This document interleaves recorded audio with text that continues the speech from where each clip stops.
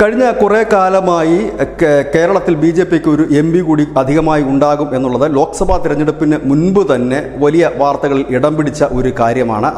അങ്ങനെ അതായത് ബി.ജെ.പിക്ക് കേരളത്തിൽ നിന്ന് തിരഞ്ഞെടുക്കപ്പെടുന്ന എം.പി ഇല്ല എങ്കിൽ മറ്റൊരു പാർട്ടിയിൽ നിന്നൊരു എം.പി ബി.ജെ.പി നയിക്കുന്ന എൻ.ഡി.എയുടെ ഭാഗമായി മാറുകയും കേന്ദ്രമന്ത്രിസഭയിൽ അംഗത്വം നേടുകയും ചെയ്യുമെന്നൊക്കെയുള്ള വാർത്തകൾ ഉണ്ടായിരുന്നു. പക്ഷേ ഇപ്പോൾ ആ വാർത്തകൾ നമുക്ക് സ്ഥിരീകരിക്കാൻ കഴിയില്ല, അത് അഭ്യൂഹങ്ങൾ മാത്രമായിരിക്കാം. പക്ഷേ കഴിഞ്ഞ ദിവസം മുനമ്പം സമരത്തിൻ്റെ 101ാം ദിനത്തോടനുബന്ധിച്ച് അവിടെ എത്തിയ കോട്ടയം പാർലമെൻറ്റ് അംഗം ഫ്രാൻസിസ് ജോർജ്, അദ്ദേഹം കേരള കോൺഗ്രസ് ജോസഫ് വിഭാഗത്തിൻ്റെ നേതാവ് കൂടിയാണ്. അദ്ദേഹം പറഞ്ഞത് കേന്ദ്രം കൊണ്ടുവരുന്ന വഖഫ് നിയമ ഭേദഗതി ബില്ലിനെ താൻ പിന്തുണയ്ക്കും എന്നുള്ള ഒരു ഉറച്ച നിലപാടാണ് എടുത്തിരിക്കുന്നത്. ഇത് ഇപ്പോൾ ഈ കേരള കോൺഗ്രസ് ജോസഫ് വിഭാഗം യു.ഡി.എഫിൻ്റെ ഭാഗമാണ്, കോൺഗ്രസിൻ്റെ നയിക്കുന്ന യു.ഡി.എഫ് മുന്നണിയുടെ ഭാഗമാണ്. യു.ഡി.എഫിൻ്റെയും കോൺഗ്രസിൻ്റെയും എല്ലാം നിലപാട് വഖഫ് നിയമ ഭേദഗതിക്കെതിരാണ്. കേരള നിയമസഭയിൽ എല്ലാ രാഷ്ട്രീയ പാർട്ടികളും ഒരുമിച്ച് കൊണ്ട് തന്നെ ഈ കേന്ദ്ര സർക്കാർ കൊണ്ടുവന്ന നിയമത്തിന് എതിരെ പ്രമേയം പാസാക്കിയവരാണ്. അവരെല്ലാം ഇതിനെതിരാണ്. അവിടെയാണ് യു.ഡി.എഫിലെ തന്നെ ഒരു ഘടകകക്ഷി കേരള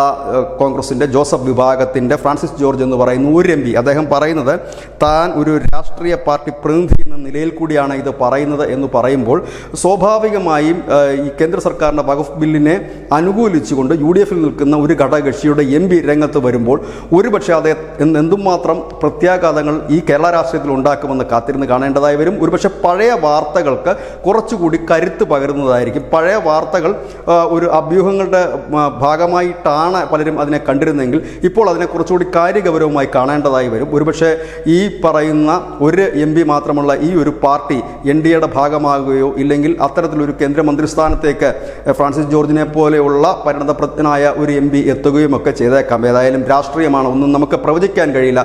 ചില സൂചനകൾ നൽകുന്ന കാര്യങ്ങൾ ഇങ്ങനെയൊക്കെയാണ്. News desk news India Malayalam.